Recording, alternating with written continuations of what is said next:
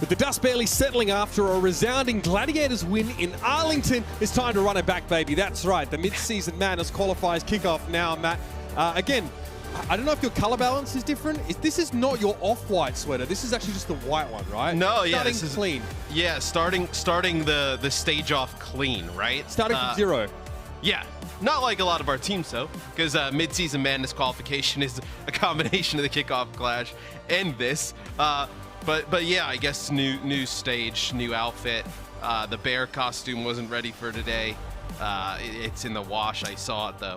Yeah, I mean, you keep wearing it out on the town. You know what I mean? One of your centerpieces of the closet, Matt. Listen, I think that our predictions for this matchup are really interesting because I'm quite sure the Scrimbucks have gotten to a lot of people, me included, who actually picked the London Spitfire to win this particular game. Now, Matt, the rumor mill's churning. We're in Arlington. London are nowhere to be seen, but plenty of whispers about them in the halls about what they've been working on and how they're looking behind the scenes. Right, that a lot of teams are like, oh, like if London was here, they'd be a really strong force, like the Rush kind of compositions. They started to really master those.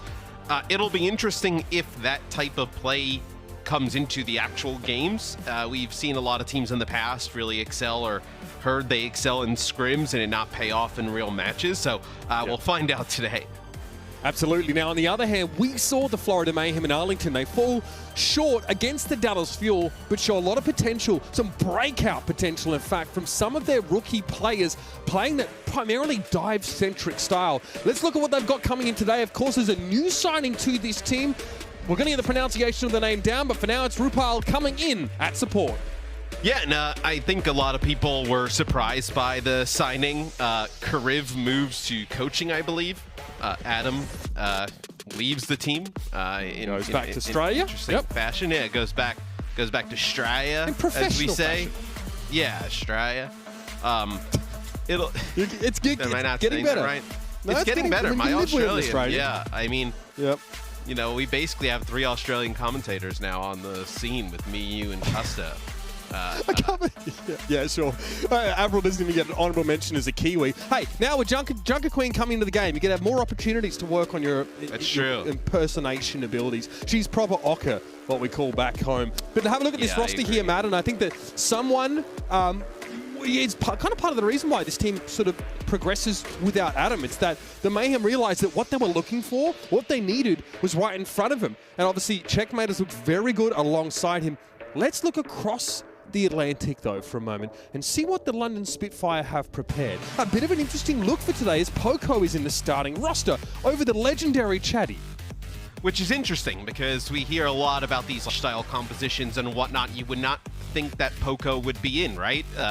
You know, Hottie very good on the Reinhardt. Poco is more of a, when you kind of think of like off-tank specialist, right? You maybe expect him to play like Sigma, Zarya, Diva, those type of heroes. Yeah, or, I mean, again, Poco still, I mean, Poco obviously loves to work the camera a little bit. Nice to obviously have him back in the hot seat.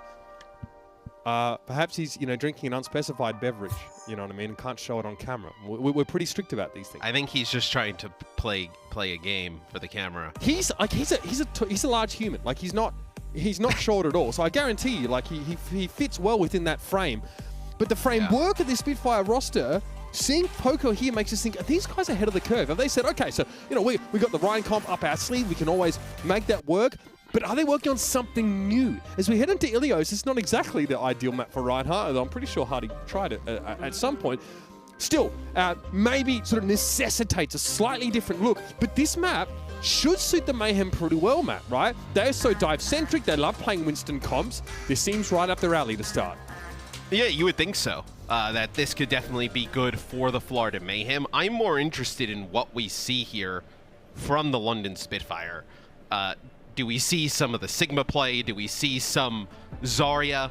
And also with the change to supports, right? I think Zenyatta would be very strong, and also the Batiste. So I think there's a lot of different options teams can play.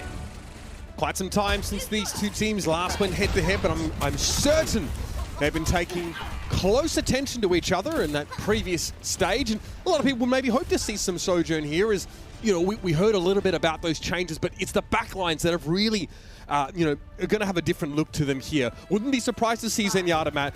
He's a monster right now. 175 base shields and a big old kick. The guy's been hitting the leg machines pretty hard. Yeah, Zenyatta is a beast right now. Florida will play the Wrecking Ball as London comes out on Sigma, and both teams going to be playing the Sojourn. So we were wondering, like, are these buffs going to be enough to see Sojourn in the meta?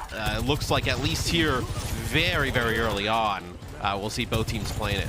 Yeah, it's easy to hit flick shots on that sort of secondary fire, the rail, because the projector width has actually been doubled. So previously, a little bit hard to hit, not always consistent. And again, some of the shields made it a little bit difficult to sort of make this work for Sparker. I mean, just disintegrates the cranium of Marjet here. Rupal's going to have to throw down an immortality field, but he's in deep trouble. And already some new looks from our teams as we kick off the Midseason Madness qualifiers. Yeah, you see the flank there from Sparker be able to pick up that kill. The right click of Sojourn, the alternate fire, so devastating in that like medium to long range. It's interesting, like her primary fire as well, you kind of think of it like Soldier 76, but I think kind of functions more in like a medium to close range rather than like that poke at long range. Well, it's not true hit scan, right? It's projectile based and there is a lead time on those shots. So you don't feel good at all at long range. You want to get up close and personal. With someone now having an extra 36% knockback distance on the Wrecking Ball, that's actually something that he wants to do. So Marjet strikes gold there as Landon is felled. The immortality field is going to keep someone kicking. That Wrecking Ball starting to hit a little diff. Yeah, they switch from the Tracer over to the Echo.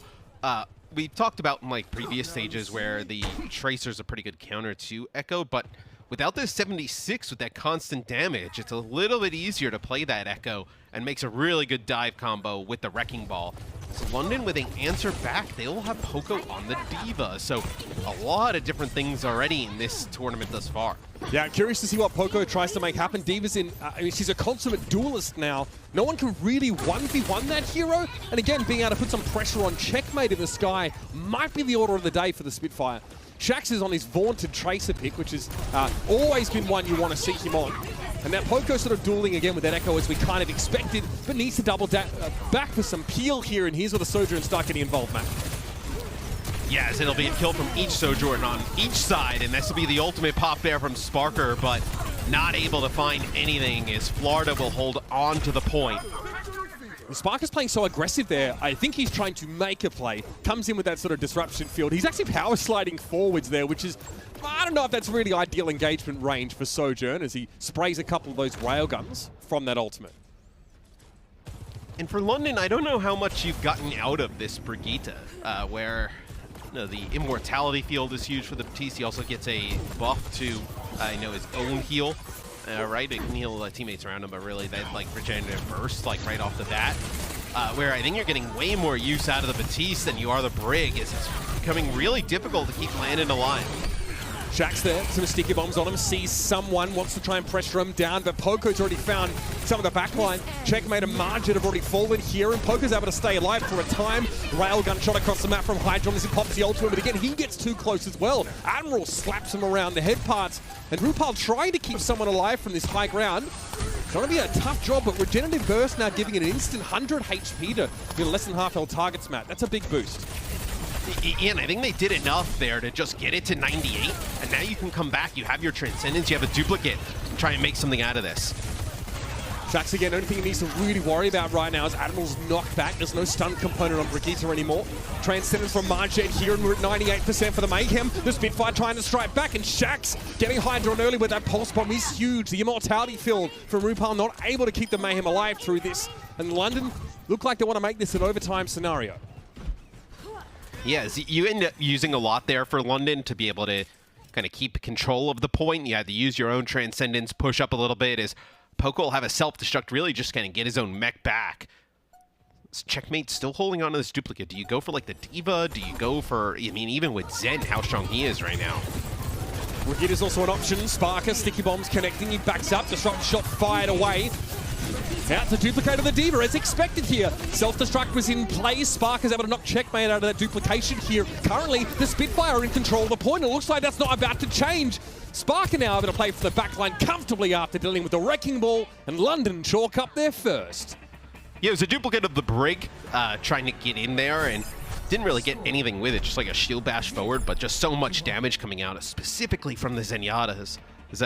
We've talked a little bit about it, and I know the players have definitely talked amongst themselves, especially the tanks. Zen is so strong. It's really tough to dive here. London pulls out that round one. You know how Rhino tweets, right? I have seen him, you know, talk to the devs in that kind of cadence about just how brutal it is to try and play against Zenyatta from his perspective right now. My man's passionate, it's all right. Yeah, definitely passionate is a word I would use there. So, look, I mean, we wondered about how effective the Brig really was going to be against like an Echo and a Sojourn setup. And again, she has that extra knockback distance on a shield bash now. It seems to be London are really just trying to keep someone at arm's length. Yeah, it'll be Poco on the Sigma here. Yet again to kick things off. We'll see if they're able to make this work against a Wrecking Ball again from Florida. There's someone harassing Admiral constantly. Marged going to be providing the first pick here for the Mayhem, and the Spitfire respond pretty quickly. Sparker deals with Marged in response. Again, that aggressive positioning has become a hallmark of Marged's playstyle, maybe working against him there. And that's a beautiful pile driver. Just Surge landing up on a platter for Hydron, Matt. I mean, he gets knocked up. There's a Tracer there as well, and also getting shot by the Sojourn. Very difficult to keep landing alive as Florida looks that they're going to be able to take this first point. Now look, Checkmate really impressing us on the Genji, especially over in Texas, Matt. We know he's also got a Tracer up his sleeve here. Hydron moving away from the Soldier 76 for the first time since, well, I mean, we've ever seen in the Overwatch League. Looks like it's paying off pretty well. And so Marged's prowess on the Ana is translating across. This guy, really quite an offensive weapon on the Zen. Zen's such an offensive powerhouse as well. As you're going to lose Admiral first here. I mean, that is tough as Rupel already making an impact here in his first game. Good start there. A Mortality Field had to be used, though, in order to pull that off. Oh, Landon, okay, give it a reason to respect. So Marged now needs to back away. Hydron's been taken down by Shax, though a Discord Orb going to help along with that, and that's a beautiful stick to make it too. The Tracers are running wild right now. Counting for 4 kills in total. Eventually Shax's going to be brought down, but the Spitfire still have some run in this fight. Checkmate needs to worry a little bit about, Admiral here. Is someone going to get in between the two of them? Force a recall, though, as the shield bash came in. Admiral knocked up once more, but that constant healing makes him very difficult to bring down. Yeah, someone drops the minefield there. It's not like a great one. It doesn't cover a lot of the point, but covers like a little bit of the entrance there. There'll be an Ant Matrix here used by Florida as Rupel just dies instantly to Sparker there with a long-range shot. So this will be London flipping the point. Yeah, I mean, Rupel tries to go for an individual sort of amplification matrix, but it kind of gives you away. There's a voice line, there's a gigantic screen that goes up, and again, you're playing on the high ground with limited options to reposition, and you just get lined up there. Not exactly what Rupel was looking for here in his debut, but the Mayhem do have a decent lead to work with early on. You can see the knockback there. I mean, he was at risk of going off the edge. Checkmate's able to finish the job though, Matt. Someone looks comfortable on this ball. Are you going to lose Hydron?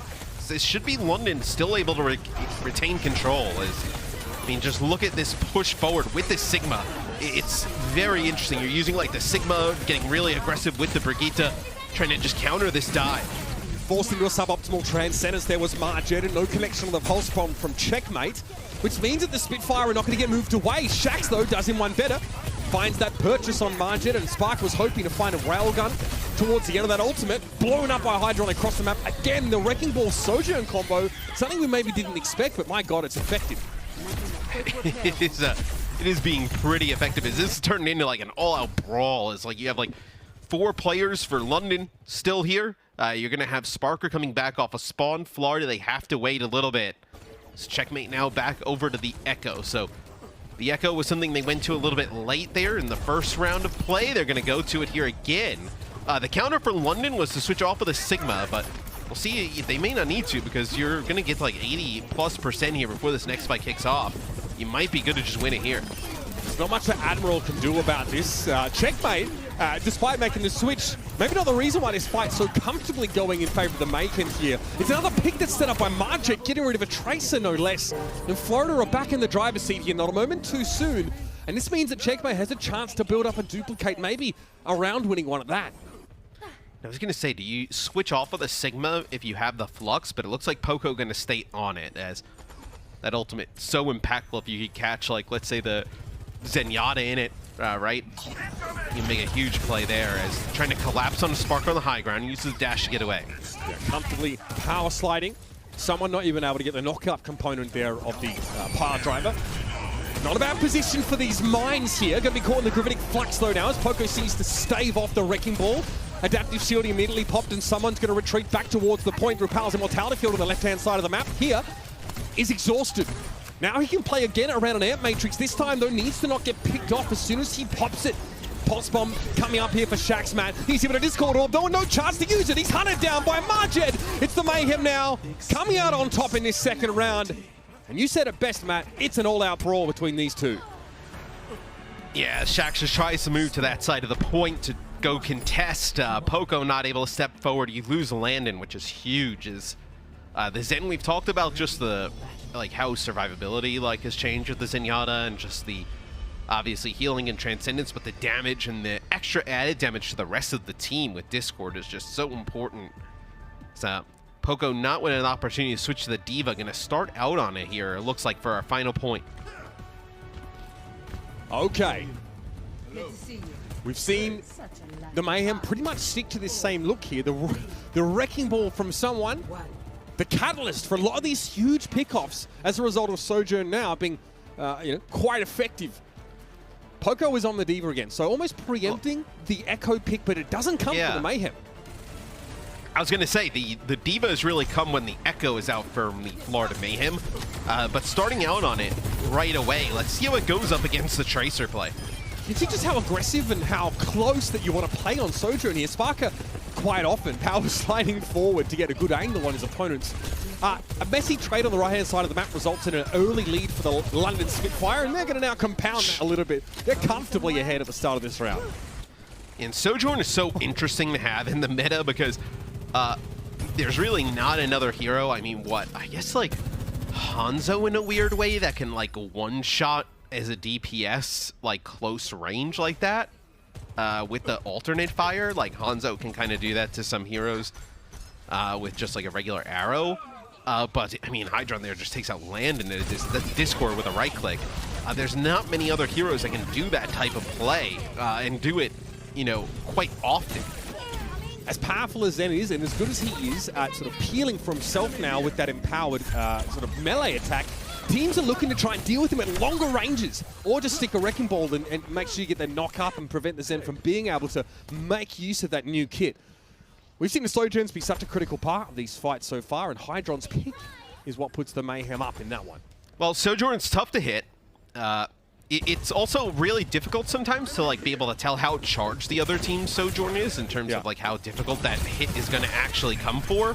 So you see Landon here gets a Discord and gets chunked down pretty fast. They're able to heal him up, but yeah, it can really be difficult to judge how much damage you're going to take coming in from a Sojourn. They're so fast, able to just use that dash to get up high in the sky right above you. Love that from Landon. Finds a connection on Marjet there. Checkmate. It was a questing Pulse Bomb with no connection, and Rupal has lost that Immortality Field and what remained of his vitality. This will be the Mayhem getting shoved away for the time being. Someone here with that Discord Orb, so his time is rather short. It's worth bearing in mind, Matt, the Spitfire don't really have a source of reliable burst healing like, the refurbished back on the Mayhem have. I tell you what, though, I actually really like the D.Va play here from London. I think Poco's been really effective about getting into the backline, and with the rockets and defense matrix, really good damage and survivability, being able to make plays for Majed over and over again. I'll be interested to see as this weekend goes on if more teams start to play this D.Va. Poco so far leading the way. In and out of game, it would seem. To the high ground he goes and is able to snap up that mega health pack after being discorded, so he'll remain in the fight for a time. But it's the Mayhem in control of the point right now. That's kind of the issue. Sparker, I mean, that's incredibly aggressive. The Pulse Bomb not even required to get rid of Rupal there. An Immortality Field for Marjet that really, well, doesn't quite hit the mark. The Mayhem get washed away. Yeah, and they invested the Amp Matrix and Transcendence there for Florida. They actually go to the point, they use a minefield to be able to take it, and London gives it up, and it's a really odd kind of position because London's almost playing from this position where you see them on the overhead map right now, but without control of the point, and just take that aggressive fight, and they're able to win it and then go flip the point back. The Mayhem look to try and force the point or pressure it at the very least early with a Wrecking Ball, but they've left their backline out at sea. The London Spitfire deal with them quite comfortably with no healing. The Mayhem strategy of splitting their forces goes up in smoke. And I think the D.Va is just better at accessing some of these points than the Wrecking Ball, right? Like, what they're doing for Florida is the Wrecking Ball and the Tracer are going to the point trying to take it, and the D.Va can just fly up to the high ground so easily and access it as you see someone get really low. He's going to die, as that may be just the kill that seals the deal. But you see Poco can access that high ground so much easier than the Wrecking Ball and make a big impact. Oh, checkmate. Ruined there by a railgun connection.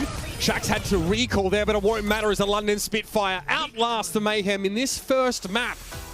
Very dive-centric brawl approach from both of these teams, but it's the London Spitfire, with the Brigitte and the Zen and the D.Va looks from Poco who prevail.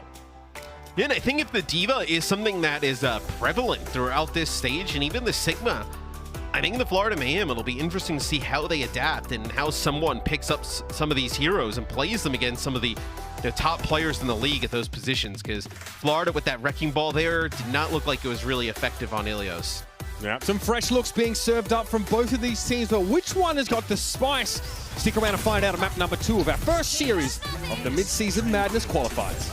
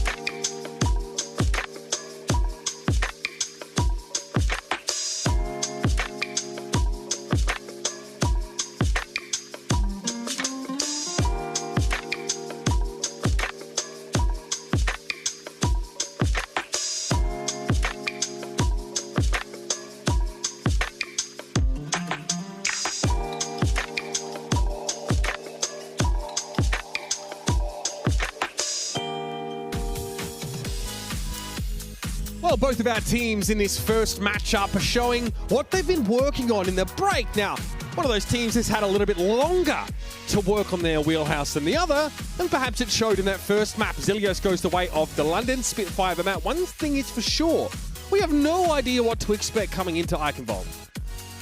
Yeah, it'll be very interesting to see kind of what both of these teams take going forward.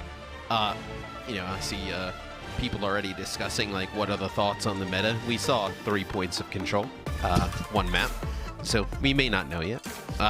We'll have to see the rest of the series and probably the rest of the week and maybe into next week. Surprised at what? What? Are you surprised by any of this? No. No, not surprised at all. We've been doing this for 6 years, thereabouts. Yeah, I mean, is this par for the course at this point? Matthew Morello? It's taken a toll on my brain and body. Oh, man. Save your energy for this series, though. Now, that's why I was growing in Season 1, and then I stopped. So what, your body dedicated all those energy to coping mechanisms that you didn't bother growing? That I just stopped. I just thought, Matt, that's the reason I have to stand on boxes. I thought you photosynthesized and just stopped going outside. But I mean, that actually seems more plausible, to be fair. I mean, I didn't watch enough of the Magic School Bus to know how these things work, but I'll take your word for it. 30 seconds. I was playing Math Blaster. You ever play Math Blaster? Yeah. What about Where in the World is Carmen San Diego? You ever play that game? Oh yeah, I played that. That was that's dope. The fire. That might be my gateway to video gaming. How about that? As we get nostalgic, we can look forward though, because we're seeing the future of the Overwatch League meta before our very eyes. London have this same setup, Matt. So despite the maps being vastly different, they still want to go with this Sigma-based setup with Sparker, who, by the way, pounded me in the beta on Sojourn. Just every time I got into a game with him, I was just dead. This guy's not surprised with the Sigma, right? You can form a pretty nice defense around the Sigma with the Brigitte and the Zen. We also saw like Poco getting pretty aggressive on the Sigma with the Brigitte in play. Florida, they will go with the Wrecking Ball combination. No Tracer this time. They'll start off with the Echo, a little bit more verticality here. Poco this time, not really having the option just to flex to the Diva immediately. It may not matter though, with some Margit is scrap metal right now. I mean, you're just fighting a numbers game at that point, right? As Hydron will take out Shax. You know, Florida is trying to set up this dive with 2 players from behind. London immediately realizes it, says, hey, we can have like a 4v3, 5v3 at the choke if we just go, and they go. And it works out in London's favor. I mean, you can see just based on where Margit was standing, he did not expect his team to survive in that fight. He's sort of stuck in the choke. Sparker keeps him at arm's length, and then Hydron falls. So a really elongated stagger for the Mayhem to the tune of like 1 minute and 5 seconds. Well, you're not going to get the most out of the Wrecking Ball here because like you see the position that Poco is playing from. If the Wrecking Ball goes around and tries to get on like this flank, right, and you kind of have the Echo there with, how do you get these players through the choke to get that line of sight that they need? You know, Hydron probably has to hit like a big shot here on a Poco or, you know, Shax force him back, but otherwise they'll control this choke. Oh, okay. Trying to play a bit more aggressively here, but Rupala's plucked from the back line. Whilst Hydron was busy trying to go forwards here. Checkmate might have salvaged the situation to a degree, but again, without that backline, yeah, it's going to be a reset once more for the Mayhem now. That is about 1 minute 45 off the clock. Yeah, and you're not really close to your minefield. You're not close to your duplicate here. Nice knockback there onto someone, knocks him up to the high ground. Someone not too bothered about being up here, as he can still, get across the ledges. Oh, the Gravitic Flux going to catch Rupal, quite a crucial target. It doesn't snatch up Margit though. Gives Rupal some time to deploy that Immortality field, but it is just a matter of time. The Mayhem again fall flat. Yeah, You can also say Florida as well. Like, we don't know how much scrim time they've gotten with RuPaul in, so maybe it's something where you're also adjusting to having a new kind of player in the lineup, so.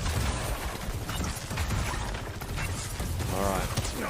RuPaul has that amplification matrix up. See if Hydron looks to make use of it, or again, RuPaul going to try and use it himself. Shaq's waiting by the door here with a welcome gift. Nice connection. It's going to be an immortality field drawn out from RuPaul. Sparky going to wrap around a little bit here. And he's going to be able to keep the Mayhem at bay right now. That Ant Matrix obviously fired away. Hydron with that ultimate in tow. You need to be very wary of those rail guns here. Good disrupt. The field's going to force Hydron away. He gets snapped up. And again, the Spitfire, they look just a cut above. Yeah, so you're going to have 50 seconds on the clock. Transcendence on both sides. Someone now goes over to the Sigma. So we'll get to see the mirror matchup in terms of the Sigma. And Checkmate will have that duplicate. So we'll see if they're able to get a good use of this. Transcendences probably, equal each other out. Poco would be able to force this out maybe a little bit earlier if he gets this Gravitic Flux. Checkmate. Sneaky bombs go off the shield. Shaq's going to recall there as the focusing beam came in and someone's harassing Checkmate. Nipping at his heels, he's going to force the dupe and drop down now. Accretion fired off instantly, but it goes wild. Spark is able to fire the connection on Margit though, so no Zenyatta in play right now. Gravitic Flux is going to be there. Checkmate drop back to the ground just in time to use that focusing beam, but it's going to be the Spitfire stand tall here, Matt. The Mayhem, they are out of options in time. Yeah, not able to even get a use of their Transcendence off there as the duplicate. So I think Landon just did a hashtag Spitfire sweep in the chat. Haven't seen too many of those yet, have we? No, it's been a while. I'm glad there's a hashtag in, prepared for it though, Normally we have those for like things that occur frequently, known phenomena. I would say this is not one of those, but I'm open to it for sure. Yeah, be the first time in a while, I would imagine. See how Florida reacts on defense. If we see them, I think the defensive end, you kind of have to play Sigma, like to play the Wrecking Ball here on defense. I don't know how you would make great use of that. So looks like they're going to come out and play the Sigma, at least to start. Not any Brigade to play thus far. We've seen RuPaul play a lot of the Baptiste, which we expected. Which not been able to make a great use out of. Like we've seen the Ant Matrixes to try and be a little bit more solo-like, more offensive, not really kind of work out. So Mayhem come out of the gates with that Echo, like you kind of mentioned, and Poco didn't really feel the need to make a switch. The Sigma really instrumental there for the London Spitfire, especially controlling Checkmate once that duplicate did come up. The Sojourns have really been highlighting so far. Hit scan, pseudo hit scan pressure, we'll call it, from her. Pretty nasty in some of those fights. The rail's been hitting Shaq's. I want to give someone a love tap there to start the round off. I was interested to see if London would have switched off of the Sigma. Like, what do they do in this Sigma versus Sigma matchup with the Echo on the side? He'll just match it. It looks like, oh yeah, you lose a nice shot there from Hydron there, a headshot there on the Shax, yeah. Well, I think Poco wants to play neutral for a time with someone here. D.Va doesn't really give you that option, right? You're sort of constrained by the duration of that defense. You can close the gap as well, right? You have the Brigitte in the mix, so I think you have a little bit of advantage in terms of survivability in that standpoint. You have to run into Immo, right? Brawl. Yeah. Kind of the scary part about it with D.Va. You kind of just get demeched if you run into an immortality field. Good defense as far, though. I mean, a lot of it's been Hydron's pressure, right? He finds the first pick in both of those engagements. So both teams showing it's a little hard to push into defensive setups right now. Yes, Checkmate will come back on Tracer just to get back in the mix. Again? Hydron again. It's like three straight you said, look at fights. Jax's face. Are you kidding, bro? I mean, Sparkle rather was like, oh man, this can't keep happening. Frustrating for Shax. Oh, Sparker hit a shot. He hit a shot on the Hydron, and then I think Shax was trying to go like finish it up and support that. I mean, get out! That is filthy. Every time he walks up, backhanded. Hydron now going to wrap around, of course, as Admiral's going to be an easy meal And Immortality Field, just making sure no lives are lost in the process. Or rather, no Mayhem lives. This is what the Spitfire sweep usually looks like. Oh, no, you can't do it to me. I was going to wait for someone like Hydra to fire back in the chat here, but... Okay, so the Shaxx plan, not working. If he stays still for even a second, now with the doubled width and that projectile from the railgun, seems like it's an easy hit. I tell you what, though, I keep going with this if I'm London. Like, you've kind of, like, dominated the series, like, in this type of comp up until this point. And you only need one tick. It's not like you need to take the whole point, but, you know, you cannot allow Hydron to just keep doing this. Oh, landed with two. Nice little double there. That's pretty big, especially getting rid of the Sigma now. Thinking about respawn duration, but Hydron's going to pop that ultimate now. A lot of pressure on towards Poco, who tries to connect that accretion, but is brought down. The Spitfire need to get the pressure on now. Getting rid of Hydron would be huge, but he is topped up. But RuPaul is able to get away. I mean, you see just like the added width on the Sojourn right click. What it does at the professional level. Probably doesn't change things for people at our skill levels, but for the professional game, just the ability to hit these right clicks is just easy. Yeah, There's draw potential here, Matt, with both teams getting full health. Oh, what a bizarre way to start this off. All right, big stick on Sparker there. The Immortality Field not going to help. So Landon, unfortunately, going to have to stow that one away for next time. Pressure here now being put on Poco. He's hit with the Discord Orb, with the Gravitic Flux. Can it get the Spitfire out of trouble? The answer is unlikely. Hydron is brought down, but Shaxx is now activated in this fight. There's no railgun to lay him low. The Checkmate gets rid of Admiral. Landon needs to try and stand up for himself here as Checkmate's hit with that Discord Orb and chase down the London Spitfire. 30 seconds left in the round, and it looks like they've done it. Finally able to break through against the Florida Mayhem. Clean it was not, but a W it'll still be for the Spitfire. Yeah, Hydron really started to come alive there on the defensive side of things. You start to see some Sojourn play like that throughout the series, especially neutralizing Shaxx on the Tracer. You think Florida can definitely make this one closer, but London off to a great start here. Ooh, Nelly. Neither team feeling confident pushing into these defensive Sigma setups. These poke comps are very scary right now, but the Spitfire do prevail. They're looking a little bloodied, and they still need to try and finish the series in map 3 after the break.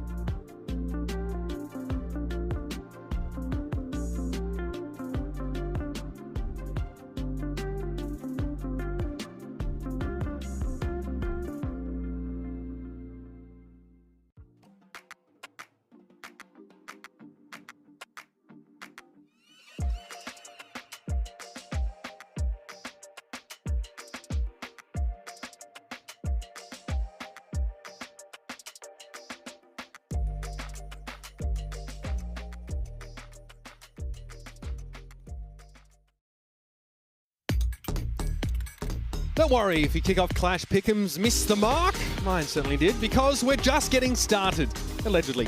Download the Overwatch League mobile app on Google Play or the App Store to make your Midseason Madness predictions and share your fandom, and use placating words like those to, cheer your friends up and get them to, stay involved now after a terrible kickoff clash pred run. John Spector feeling pretty good about his preds in a kickoff clash at least, so perhaps you'll be able to emulate his success.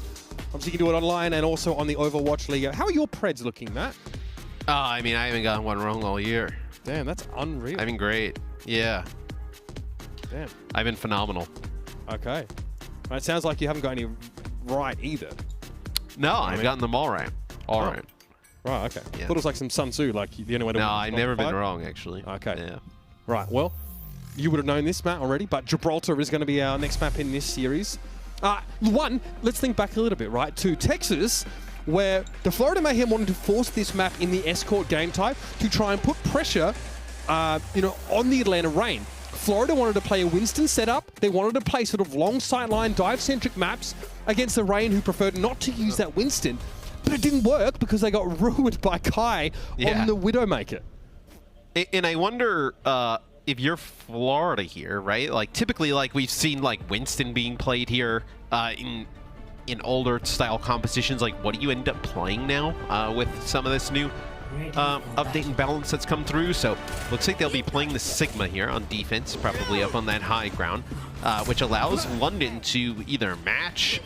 They can play the Diva we've seen Poco play. Possibly even maybe Poco on the Doomfist. We don't know what he's been working on. Sorry. No, we don't. That's true. Again, thinking back, obviously, Hardy mostly playing that Reinhardt. I think occasionally a little bit of Winston on some maps that really required it. So we didn't see like a huge amount of Doomfist from him either. Someone looks like he wants to start off with this Sigma. Nice little rock jump there. You don't need to do that though. You can just... No. Anyway, on the Sigma to start with here. So again, it looks like these compositions are kind of map agnostic. Poco, obviously this is the standard early cheese. Barely hiding a smirk there as he switches off back to the Sigma. So it'll be a mirror in the tank roll for both teams. Yeah, and you can farm up some of the Sojourn damage off of these Sigma shields as well. You see how fast Sparker can like access high ground with the dash and then the large jump after of Sojourn. So looks like already kind of getting the cart underneath the bridge. Not really much of a defense here on this high ground so far from Florida. Majid wants to try and get eyes on Sparker if possible, but he's playing pretty safe. You notice he didn't use the jump component of the power slide because that would render him a little vulnerable to, Hydron's rails or Majid sort of hitting him in midair. So Sparker's playing awfully safe from this position. Yes, they get the cart. They get the cart right underneath, and then they're going to try and push up, make a play. Hydron again. I mean, he has been sick on the Sojourn. And the little head tilt was kind of like, well, that happens in this meta, I guess. Just get deleted.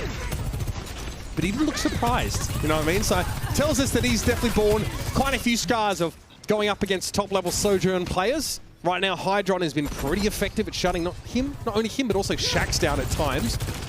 But you do get high ground here, though, for London, right? Yeah, you want to convert that right into server room pressure, right? With that cart moving up the hill.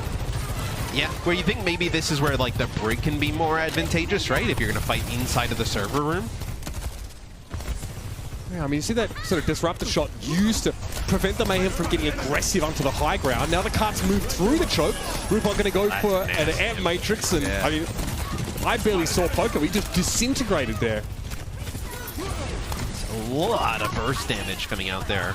As soon as the amp matrix drops, you have the Zen there, you have the Batiste damage. So the card will make it around the corner here. 2 minutes, though, still on the clock for the London Spitfire, and they've really invested absolutely nothing this far into any of these fights. So that's a good point. They really kind of forced the Mayhem to make a play. It's really just around that amplification matrix, excuse me. It's very positional, that last fight. At least that's how it started. Mayhem realize that they're at risk of losing too much ground if they don't act, so of course they have to. All right, oh my, Hydron again gets into Sharks guy, I can't believe it. Production telling us he's literally face-palming in the previous round after getting ruined there, but Sparker at least stands up and able to find a trade kill on Hydron.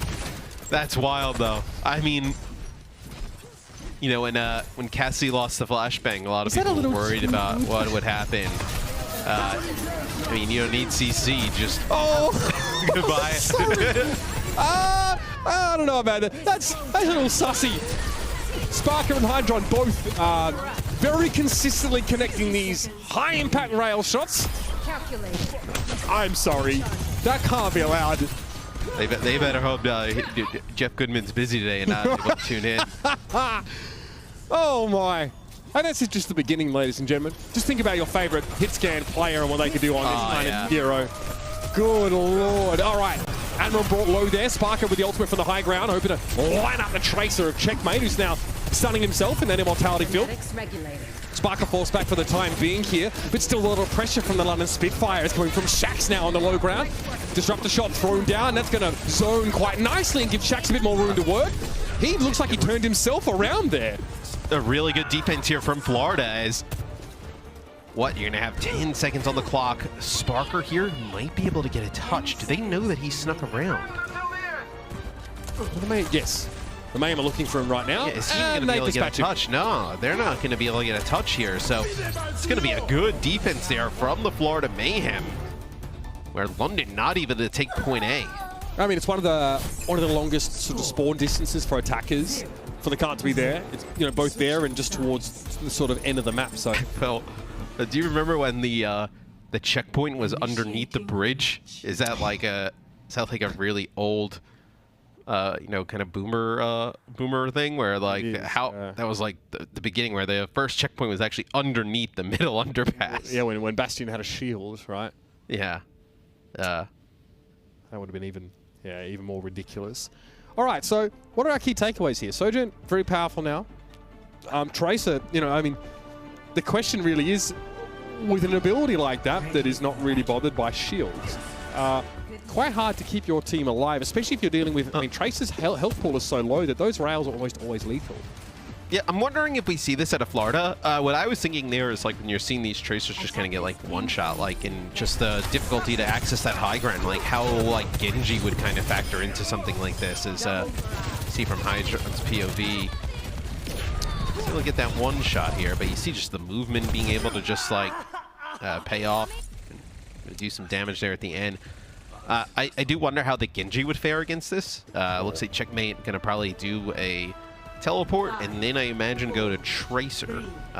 Although I would like to see the Genji, see how that kind of fares against this type of composition. I mean, look, better access to high ground. Obviously, the ability to play around, being able to deflect some of those abilities definitely seems helpful. The Mayhem make the TP across here. Just try and give Hydron a decent staging ground. Disruptor shot already drawn out, so the Spitfire are going to have to give that corridor up for now.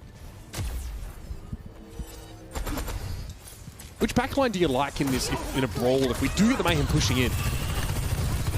I think you favor the Brig. I think Brig was actually really strong even in our kickoff clash. Sure. Let's say Tracer's just battling there for the cart. It looks like Florida continuing to move the payload. Oh, it's a very close range disruptor shot. Poker can't get out of it there. Yeah, he's stuck inside of it. That Admiral got taken down. So we talk about the brawl. Eventually we get that, right, Matt? The Mayhem just push straight across the bridge, try and take an engagement with Hydron, his AoE damage thrown into the Nixon. They prevail. The Mayhem are on the precipice of taking this map away. Yeah, and that slow from the Disruptor, Sojourn, so nasty there inside that room, connects with a few players, and London not able to battle back from that. Yep, no chance for them here. It's going to be a map win for the Florida Mayhem. An incredibly, I'll say it, a very volatile series so far, right? We're not seeing a lot of our maps. Think Eichenwald, we didn't go past that first point. Yeah. Gibraltar, much the same case. So these two teams look like they're pretty evenly matched. But again, that might not indicate necessarily that they're both operating at full power. There's a degree of, these two teams speculating and trying to find what suits them best, right? You said you like the Brig from the Spitfire there, but it's tough to get value out of it when you don't really have any source of burst healing up against the burst potential of that sort of Sojourn base composition. So the Mayhem stay alive in this series, starting to show us that they have been working on something with their limited amount of break. Let's see what Map 4 has in store for us. Does this series go all the way? All those questions and more to be answered on the other side of the break.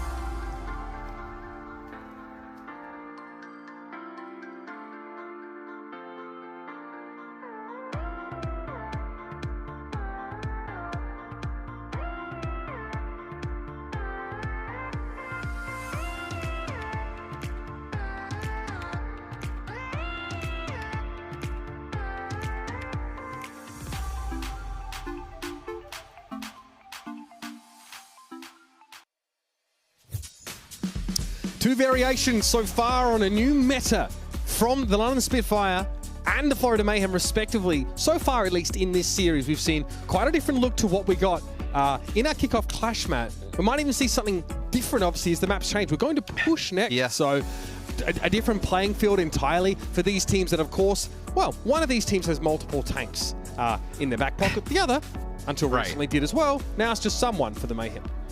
Yeah, and we've seen some Sigma play, Wrecking Ball at the start, Diva so far. A large departure from like the Reinhardt, Winston, really kind of just the base of last stage, and with some Doomfist. I think Sojourn, though, thus far has been like one of the biggest, more impactful differences, like the ability with the right click, the alternate fire to charge that up and just be able to get those one shots has made it very, very difficult for these tracers to get in and make a difference. You see, though, we do have some subs coming in for London. So Hottie will come in and then Backbone will come in. So with Backbone coming in, probably want to move away from some of the tracer play. We saw him play a lot of the Genji and then also Mei with Hottie on the Reinhardt. So I think you're probably going to see on Coliseum some type of like rush style from the London Spitfire here. I mean, Matt, you know, Baptiste's only stronger than he was during the kickoff clash, right? Now that regenerative burst gives a portion of health instantly. What's up, Nuki? Yeah, shout out, Nuki. And now that instant health, that 50 instant health becomes 100 if the targets are sort of less than less than half HP. So burst healing, pretty important when you have a lot of damage that comes at you pretty quickly, especially with Sojourn being as powerful as she sort of is. And now with the Reinhardt, I mean, we know Baptiste has already been playing really well alongside him. The May, again, benefiting from the use of those walls to line up pretty easy charges. And Hardy's really been at the forefront of this kind of style. We are speculating a little bit that we should expect to see something fairly similar to what we got from the Spitfire and what they sort of made their name with in the kickoff clash. So it's already evident to us that they've got multiple looks. They've been able to develop multiple styles. Let's see if this Hardy look is enough to get them over the line in this series. Saw the London Spitfire as well. Rip to the hashtag Spitfire sweep already. It's very short-lived. Lived for about 15 minutes. Yeah, it wasn't really... No, it wasn't exactly what they were looking for, was it? I tell you what, though. You win this map, though, if you're London. You win this series, you get off to a good start in this stage of the season, in this tournament. Maybe you can make a run at that Midseason Madness, right? You kind of fell a little bit short in the kickoff clash, so you're not going to have the points, the extra ones from attending that event, but still, they're not far behind some of those other teams. Hardy getting his hydration in.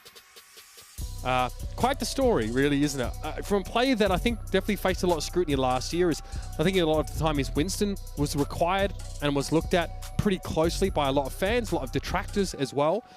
Developing now into a story of his own, you know what I mean? The chatty meme, as it were, is comes hand in hand with being like one of the only guys to sort of play Reinhardt, and also plenty of sass from Hardy, even for the Spitfire, who had a pretty weak first stage, right? They didn't end up... I guess they sort of peaked towards the end of it, or started peaking towards the end of the kickoff clash, but by that point they were functionally eliminated from being able to compete in Texas.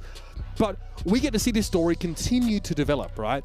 Like we touched on beforehand, is this composition, is Hardy's specialization on Reinhardt going to continue to sort of propel this team forward, especially in a setup where, hang on, maybe someone is going to play a bunch of Sigma, right? We've seen the Mayhem just want to play the one comp so far. Yeah, also, you bring back, like, Sparker and Hardy from last season's London.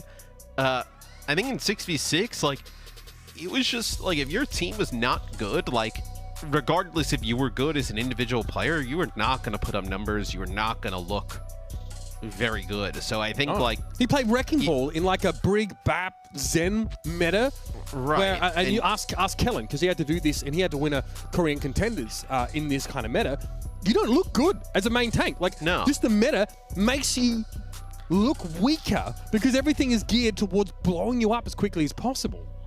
Yeah, it's one of the things I think is probably the hardest in Overwatch to really just kind of look like objectively at a team, and like even in a bad team, and be like who is actually like good and like kind of has like potential, right? Mechanically, I think a lot of the players in the league do, but some just end up in bad situations, right? And then they find themselves just like good player, bad situation, and then you're in a really tough spot. Where London, they knew what they had in Sparker, and then obviously had faith in Hardy that you put better players around them, a little bit of a different game, you're going to get different results. Well, so far, so good for the London Spitfire. 3-3 was their record coming out of that sort of kickoff clash. And again, just missing the cutoff. So came pretty close. A lot of teams able to rack up a few wins, especially as that sort of meta developed. I remember last year, and one thing would come up when a lot of people were fairly critical of Hardy is that, you know, the Spitfire staff came out and said, this guy is our hardest working player, bar none. You know what I mean? Despite all our difficulties, and there were many for the Spitfire last year, he was always working hard. He was always very, very positive. And that might seem like just like PR garble to a lot of people, but I think it's pretty clear to see how that work ethic is translated into performance here for Hardy. The London Spitfire just need to start closing these series out in a bit more of a convincing fashion, but this might be the comp to do it with. Yeah, so Soldier gets a bit of a nerf, right? We talked a little bit about that during Watchpoint, but yeah, he's got full still, yeah, still probably pretty impactful, and especially when you combo it with the Reinhardt May, and you get a Lucio in the mix. Is someone rolling on forward? He's going to run right into Hardy. Yeah, here we go again, says someone. London Spitfire now back in what definitely looks to be their most comfortable look, but Hydron's able to snipe Backbone away early. I think protecting that May from the long-range pressure, Matt, is going to be a really key component of the win condition for the Spitfire. His Backbone goes with Sombra straight away, so a swap off the May instantly here. I mean, Hardy just charged an Echo. So that's a good way to make a statement strong and early here. Hydro no picks landed out, so the Spitfire only had the Lucio to work with right now. Still the immortality field of RuPaul taken down. Hardy's shield seen better days, and the hacks are constantly coming into someone. Backbone is not revealing himself. He is just hacking the ball over and over again. And you also have to be mindful that Hydron can charge up the Sojourn on this shield, and then also that the May wall, right? Doing the damage to the May wall, where, yeah, he's constantly hacked here. Oh, it must be maddening. Still, Hydron's having to win that longer range battle out against Sparker. Sparker obviously opting towards the Soldier 76 for that extra mobility, even with that being reduced slightly since the previous stage. Hardy under a lot of pressure though. That Discord orb, gonna be tough to keep him up, and Hydron's able to pick away that immortality field, and then the Reinhardt. I mean, Hydron has been sick, really. I mean, a lot of this series, specifically like when like Sparker was in, being able to take out, I mean, Shaq's taking out his Tracer, but man, in some of these long-range battles, Hydron is the difference maker here, is Florida starting to move the barrier. A little bit deeper into London's territory, gonna back out here, try and fight for a more advantageous position here to take this next fight. Well, the Spitfire have no choice but to move up, so they have to take this fight to try and get some progress of their own. Minefield thrown down, Sparker though, not caught inside of it. He is knocked up by the pile driver, but he's able to avoid the field itself. Checkmate's able to find Landon early on, though when Hardy connects a ridiculous fire strike on Marjet. Here comes the bot. It's on the move now as the sticky bombs connect to Sparker, but Checkmate knew it was going to be a Pyrrhic victory at best. Hardy and co now on the move. Yeah, when it's an EMP there thrown in from Backbone 2 to pick up some of those kills there towards the end, gets the buffed damage there from Sombra. So someone just constantly being hacked over and over again. As you have to also look at like Sir Majed as a hack target here. You have to know that he has this transcendence at this point. See, the hack doesn't last for long, so you really need to be all aligned if you're going to try and deal with that Zenyatta before the hack expires. That's Hydron again, though. Once again, wins out the battle against the Soldier 76. It looks like Sojourn might be the new monarch of those mid-range fights. But Backbone is able to get rid of Checkmate, clips the wings of the Echo, and then finishes the job. Hydron gets run over by the Lucio.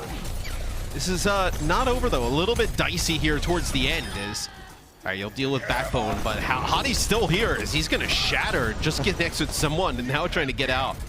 Yeah, more of a message than anything else from Hardy being sent. Noted.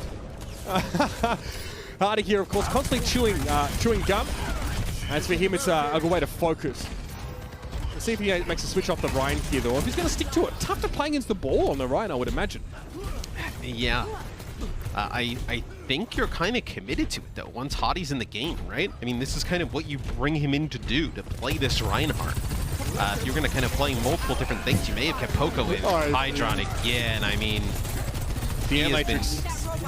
he's been unreal since, like, you know, Gibraltar on. The Spitfire are starting to run out of options on this map. The Mayhem have stuck to this Sojourn-based composition. They've now given themselves that front spawn. They have a duplicate ready to rock, but again, a lot of those key abilities used to get them this key checkpoint, which is going to be tough for the Spitfire to match, Matt. We still got 5 minutes 45 in the round. Worth pointing out that push maps are now longer. Yeah, goes to 10 minutes now, as though that'll be an EMP here from Backbone, as trying to chase Checkmate. You're going to be able to pick up that kill, so needed to use that ultimate to get the barrier back in their possession.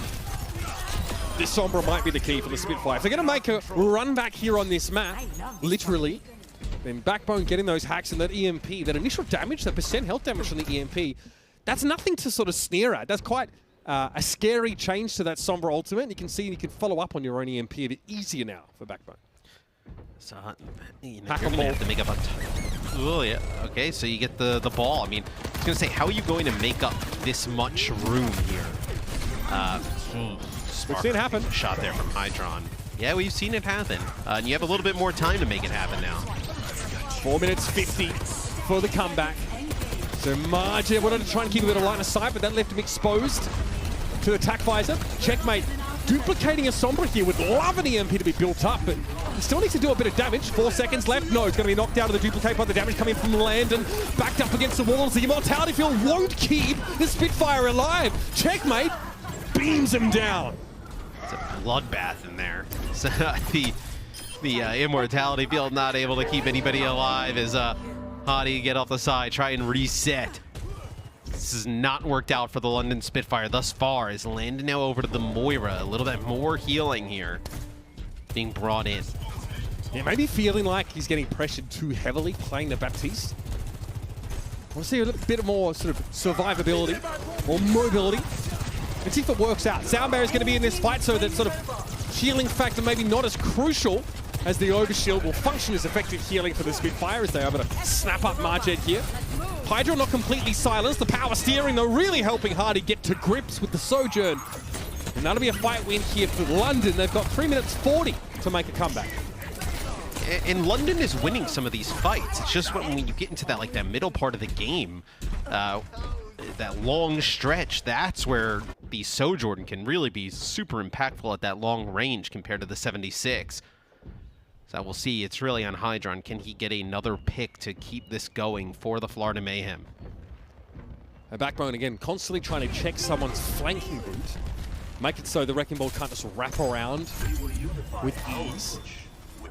EMP in the back pocket here. Keep an eye for that initial damage component. Backbone even has to use it. I think... he gets hacked and just shattered, just blown up. Yeah, I mean, Hardy knows, of course, that extra damage up close from the shatter can really be important against tankier targets that could pick themselves up after getting stunned. And you hold on to EMP. You also get Visor during this, as that'll be the EMP here used, as Sermajed's going to end up countering that with the Transcendence. I mean, how does he avoid that? He's out in the open there, still somehow able to not get EMP'd by Backbone and immediately go for the Transcendence to cover over the initial damage from the Sombra. Sparker trying to salvage the situation here with his tactical visor. What's there to be found, though? Not much, and he's out of there. Yeah, it's only the second that you lose the ability usage, right? So Sermajid doesn't lose the ability to use that Transcendence for long as someone gets hacked and then taken out by a gang of players from London. But able to get that Transcendence off. 2 minutes still on the clock here. So you see that added time already paying off here for London as they're able to keep getting more cracks at breaking this. There's no pressure on the Florida Mayhem when the bot gets to this part of the map. They can do so much with this high ground. The Spitfire obviously don't have a composition that allows them to transition between low and high ground easily. Hydron going to pop the ultimate now. It's going to be, a Coalescence in his face, and Hardy also comes out of absolutely bloody nowhere. The Checkmate's forced to give a bit of ground. He duped Landon, hoping for a Coalescence here. Even if he gets it, it'll be cut pretty short. If there's any value to be gotten here at all, as he's knocked out of it now. Spitfire want to start to push a little bit more now as someone and the rest of the crew think about their approach on this high ground map. We're under 90 seconds left in the round. The Spitfire really trying to get into the Mayhem's face. Yeah, and a trade here is you're going to lose Sparker, but you're going to lose RuPaul for the Florida Mayhem, as that's going to be an EMP. Maybe you can follow this up. This could be a big comeback moment for London. Someone's so low. He's hoping that he can avoid damage and get healing. And he does for the most part. Admiral's going to be holding on to this sound barrier, though. You better believe it. 1 minute left. Checkpoint achieved for the Spitfire. So those reinforcements come just a little faster. But they don't have the option to back away and go to a safer part of the map. They have to keep fighting here, Matt. No, it's going to be the sound barrier here trying to use to keep them alive, as that's going to be an Ant Matrix. He's right around the corner, pushing London into a bad situation, but it's going to be London taking out Sermajed here at the start. Hadi with this shatter, an opportunity to break it open. RuPaul's able to find 2 big kills there, and Hardy eventually going to be brought down. Looks like that's as far as the bot's going to push for now with 30 seconds left in the round. Spark is able to snap up Hydron. No more from that tac visor. He needs to be careful here. The Checkmate didn't have enough health, couldn't get towards their health pack. Spark tried to keep it alive, but didn't have the biotic field to throw down, and now Backbone needs to try and keep the bot moving as well. The Spitfire can do this in one fight, potentially. It's definitely going to be an overtime affair either way, Matt. Yeah, they're going to have to get in and contest as the bot is moving away from them. Who's going to be able to make it there? It's going to be Admiral, but he's getting quite low. He gets the touch, but he's going to be brought down. It's going to be a point-blank shatter on Hydron and Checkmate both, but the Immortality Field was cleverly deployed by RuPaul there. Not much Hardy can do as Margid wrapped around the backside here, and it looks like the Mayhem just had too much of a lead too early in the round and were too strong playing for the high ground. It's going to be a map 5 in this series as the Mayhem clawed their way back. And they're thinking about a reverse sweep. Maybe the Spitfire sweep has a different meaning to it than we thought. Oh, I mean, that would be pretty bad for London, as this is a huge opportunity, right? You win this series for London, you move to 4-3, knock Florida and Mayhem down to be the same exact record as you. The only advantage is Florida has that extra league point from the tournament, but still an opportunity to win some more games than them during this stage and make it to that midseason madness. All right, we've seen the London Spitfire go back to their tried and true. Unfortunately, didn't quite have the staying power they were hoping for on Colosseo. Let's see what map 5 has in store for us now. One way or another, this one is going to be messy.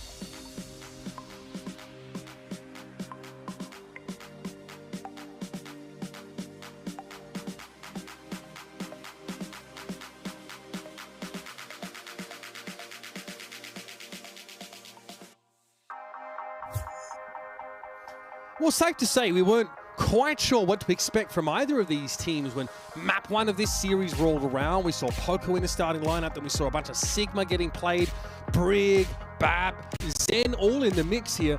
And this series has remained pretty tough to keep under the thumb, Matthew. We're headed to a map 5, a tiebreaker between these two as the Mayhem attempt to pull off a reverse sweep. Yes, so back and forth between these two teams as London looked to be dominant early and then Florida in the second half of this series has really turned it up to another level where I think this Game 5 is going to be really interesting, especially from the standpoint that London does not make any subs coming into this Game 5. So you'll still have Hottie in, and you'll still have Backbone in again.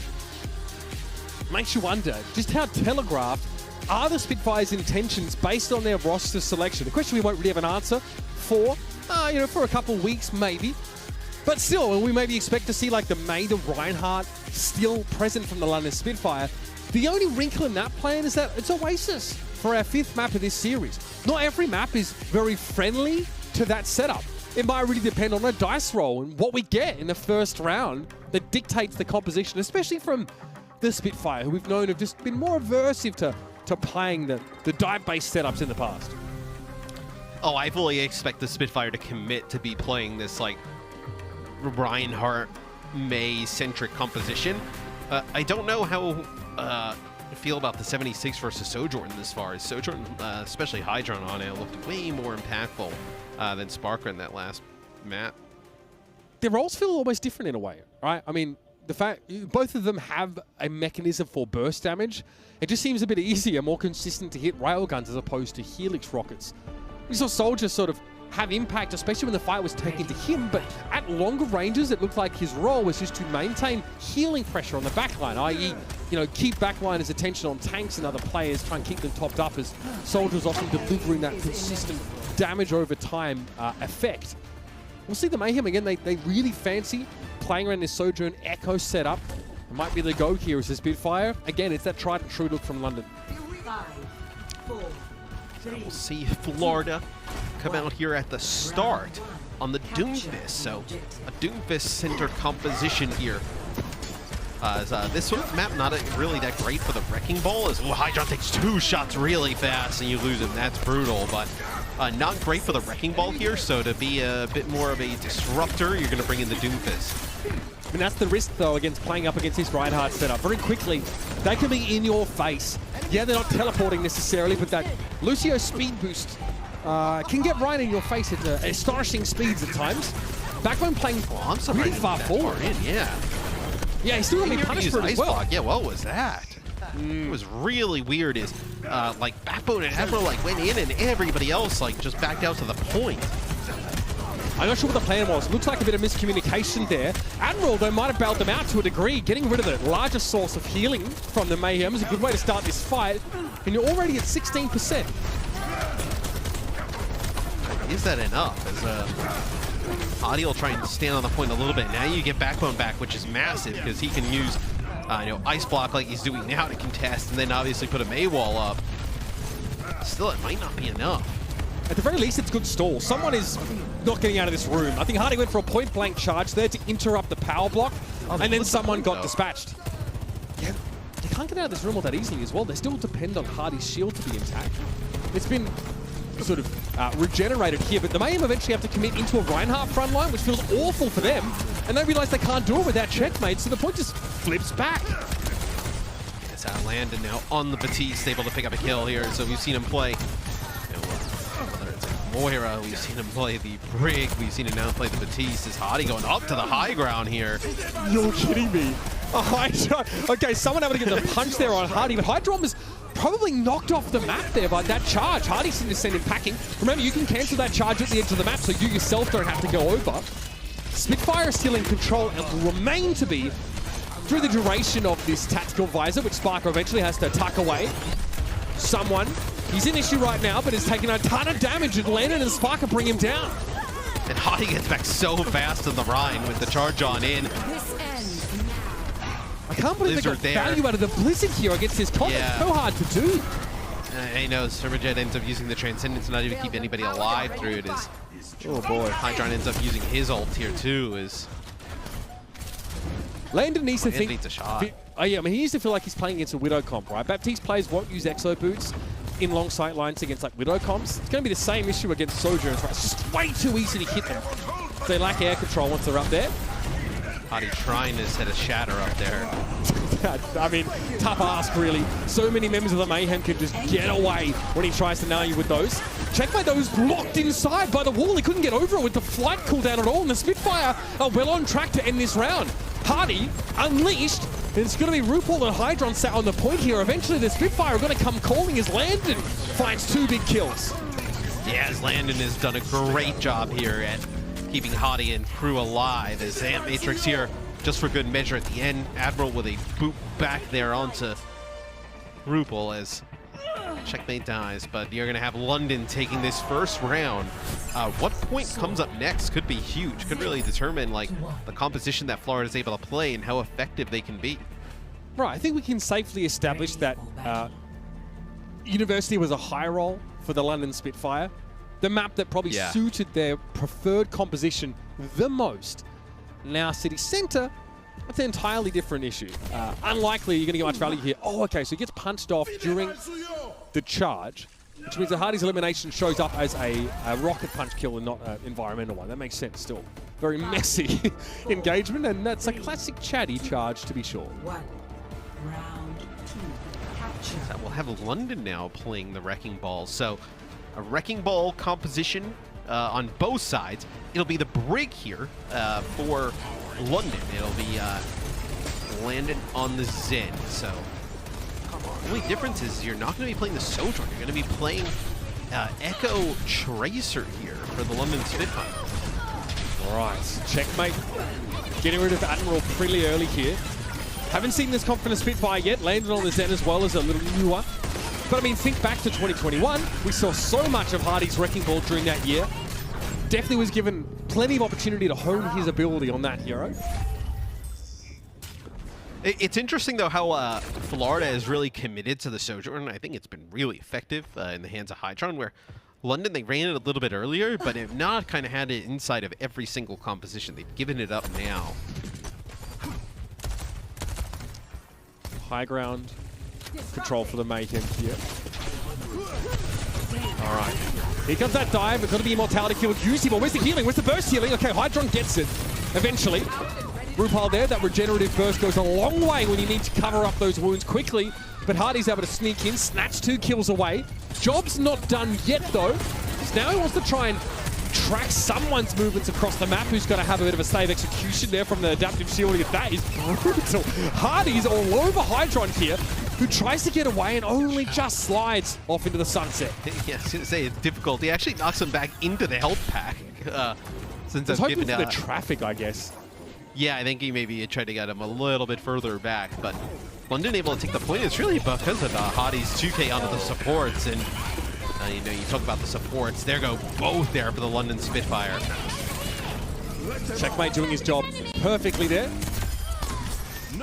RuPaul with an Amp Matrix. Just the right place to catch the Spitfire. Is the map changes, so does the strategy for London, and so do their prospects, apparently. Falling now behind is 50 to 22. Checkmate with a pulse bomb here and a transcendence on the horizon for both teams. We have a duplicate coming up here for Backbone as well. How do you decide to use that and onto who? It's Checkmate with this pulse bomb, probably just trying to scout out where these supports are hiding out. This little one, Hardy, frustrating, is that has to burn an adaptive shield to the pulse bomb. Okay, Hardy's going to be able to get away. It's going to have to be a transcendence from Landon, though. They still need to worry about the traffic and Hydron's burst damage, which cuts through that healing. Backbone's forced into a duplication. Hydron almost gets caught in traffic, but is able to reposition quickly. Looks for the rest of his team. He actually misses the doorway there. Backbone pressures him, runs him down with the power slide. Gets a lot of value out of that duplicate, does the Echo. But now there's more work to be done. Marjed falls under the scrutiny of Backbone. It's another for him, but a point still needs to be capped.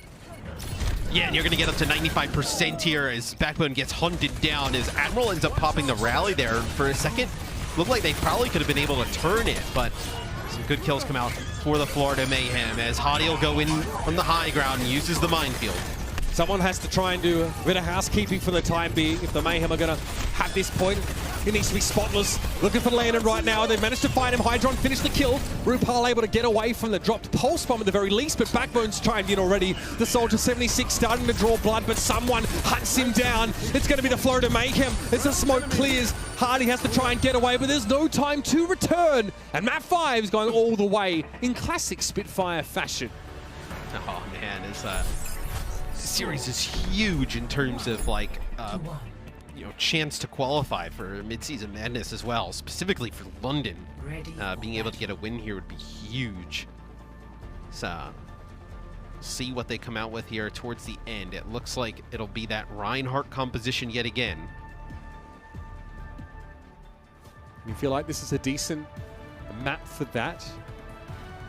Definitely not locked into that style by any means. Someone doesn't have to play the Doomfist. Preferring the Wrecking Ball at this time. But the Spitfire, no surprise to see now. It's going to be Sparker on the Soldier, Backbone on the May. The classic London look here to try and close out, to avert the reverse sweep. And try and start the Midseason Madness qualifiers on even footing. Here come the Spitfire now to the high ground early. So London will get control of the high ground. He'll be able to hold this position with that Reinhardt a little bit easier. It's just, some nice kind of heroes to access that here on the side of Florida, though. Like Hydron can on the Sojourn, and they actually moved them off of the high ground as London, they want to just get in there and just brawl out with some of the members of the pack line as they're able to just give up the high ground. They go in and take out both supports from Florida. So now they'll double back to the point and be able to take it.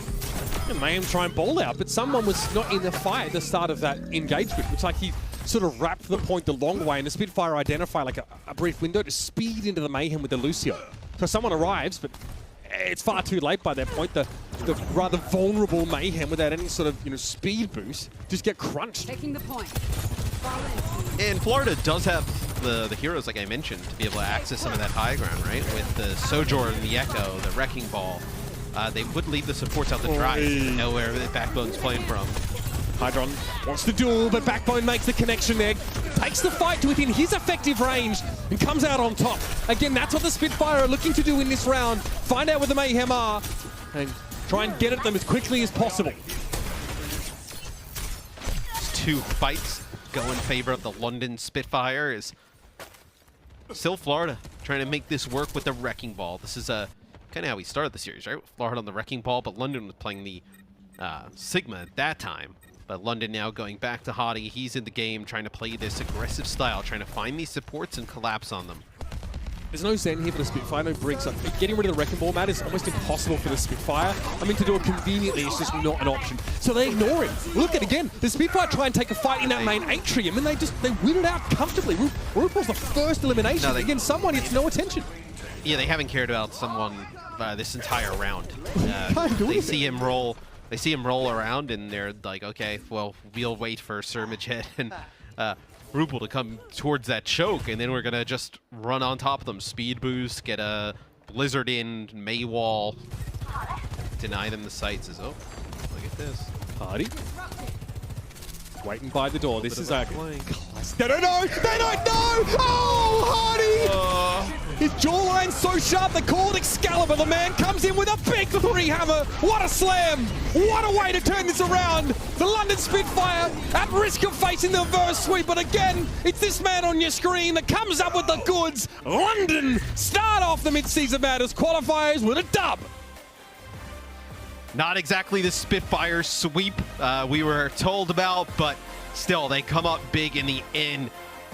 Exclamation point there from Hottie with a little bit of a flank shatter to the 3K there. The pin into someone. So he was big there on this final map. Look, I mean, even without that, on that last round, it's safe to say the Spitfire understood their win condition really well. We see a lot of Wrecking Ball right now, but his changes had nothing to do with the amount of damage he does. It was just the displacement, right? And you can see how important that is, especially for compositions that want to play close together. But the Spitfire have the ability to decide when and where these fights start, especially when they already have point control. And you can see they use that to snowball the advantage of them winning the first fight. I've got to say, Backbone also understood when and where he could fight. Hydron able to win out some duels occasionally. really impactful, very impressive from the London Spitfire. But they've got a lot of work to do because it's anything but a clean series. Almost getting reverse swept on a couple of those maps on the backside makes us feel like, all right, they've had a break, they've had some time to work on some stuff. The Mayhem also have had limited time to prepare their strategies for this stage. We need to see what these teams can develop going forward. Yeah, the sweep would have been huge for London in terms of like their map differential as well. Not able to get that, but still I think they're totally fine getting the win. Let's talk about our player of the match here, Matthew for the London Spitfire. I know you guys want Shadi to have it, but he just came in halfway through this series. Our player of the match here, though, is going to be Landon, showing us you know, that the Zen Brig comp really has some serious legs, especially when it comes to trying to punish the Wrecking Ball. That's a big part of what made it hard for someone to do his job. Wrecking Ball players are going to experience similar phenomena as they did in Overwatch 1, trying to deal with those hostile backlines. But when it came to playing the Baptiste as well, Landon was on point. Really solid series here from the backline of the Spitfire, and that's what allows people like Hardy to do these ridiculous things. Yeah, and going up against a very good support player, and Sir Majid, Landon looked more than capable holding his own today. Really strong on the Zenyatta, able to pick up some kills with some help of Admiral, able to stay alive, and then on the Baptiste here on this final map, made some big plays, helping out Hardy's Reinhardt. And it's got to feel good, I think, for London. They know that, okay, we can actually put a lot of pressure down and get map wins. With Poco in the lineup with a completely different look, we definitely had London hedged as the team that really just wanted to play that Reinhardt-based style. But this new sign, I guess, of diversity from this team means that they also have added depth. Getting more value out of the rest of that roster, that extra tank player, means that London now have a few looks. They're much less telegraphed, much less obvious to their opponents, and they're going to be harder to prepare for going forward. Yeah, we even saw them play a little bit of the D.Va today. We haven't seen a ton of D.Va here in the West, but we saw Poco play it on that first map on Ilios, and it was really effective as well. So London starting to show us they're just more than a Reinhardt team, where they're able to just go in with Hadi and run teams down. They're able to bring Poco into the mix and play some Sigma, play some D.Va, and really change it up. I mean, bear in mind, the kickoff clash counts towards a Midseason Madness qualification here, so the Spitfire need to make up for lost time if they can. Quite the match to start us off here. A lot to discuss, a lot to talk about in terms of what our meta is looking like, and for all that, of course, we're going to head over to our friends at Watchpoint. Stick around, of course, much more to come here on our opening day of our Midseason Madness qualifiers. The Overwatch League is brought to you by Upper Deck, the official trading card of the Overwatch League. And by TeamSpeak, the official voice supplier of the Overwatch League.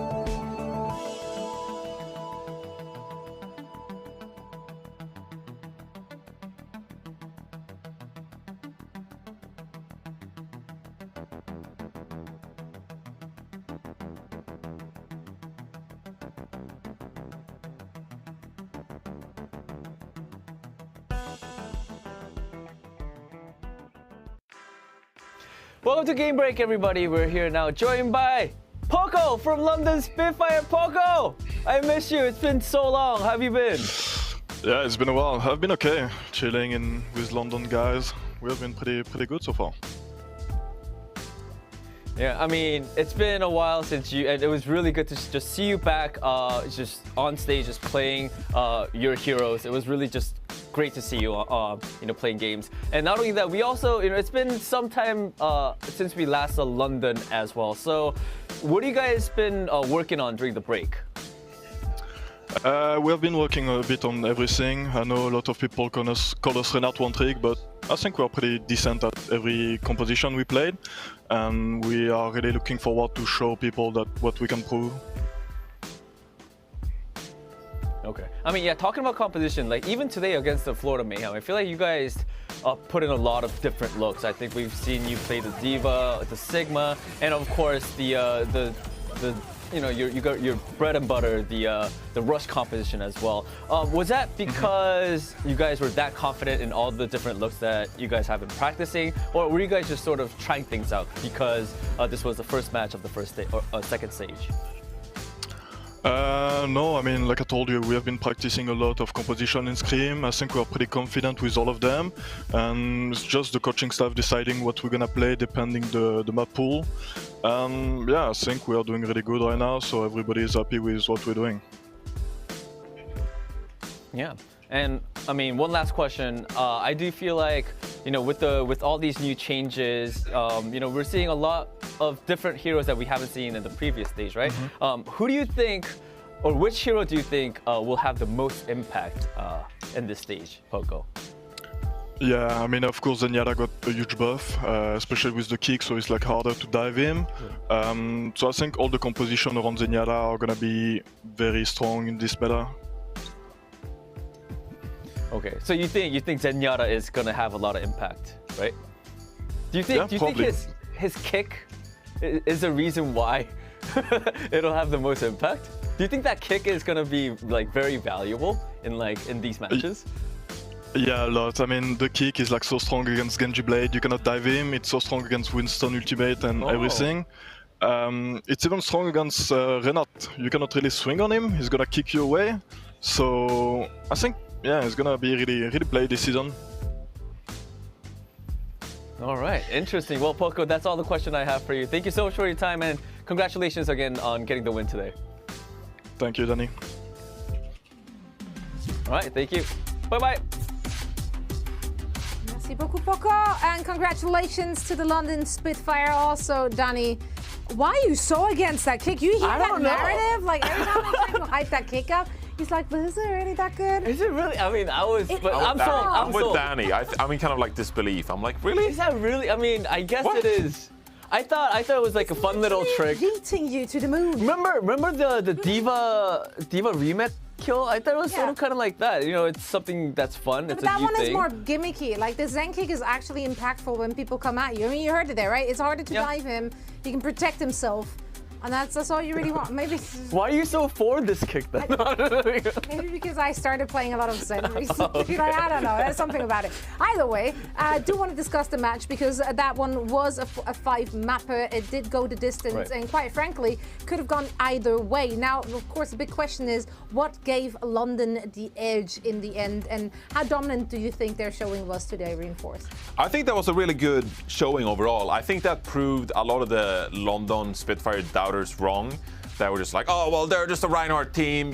Once we get to actually other compositions, they're not going to be as good anymore. Well, I mean, they still have Poco, who has an incredible off-tank pool as well, being able to pull out the Sigma and the Diva. We saw both a little bit in today's matchup. And you can also default to that very overpowering Brawl composition, which is very hard to counter-strategize. So if you're any of these teams and you have to go up against London, you sort of have to be prepared that it's probably going to come out at some point. So now you're preparing for that, but you also have to prepare for the fact that London Spitfire are a competent sort of Zenyatta-oriented team that can pull out stuff like the Soldier and Tracer composition we see here.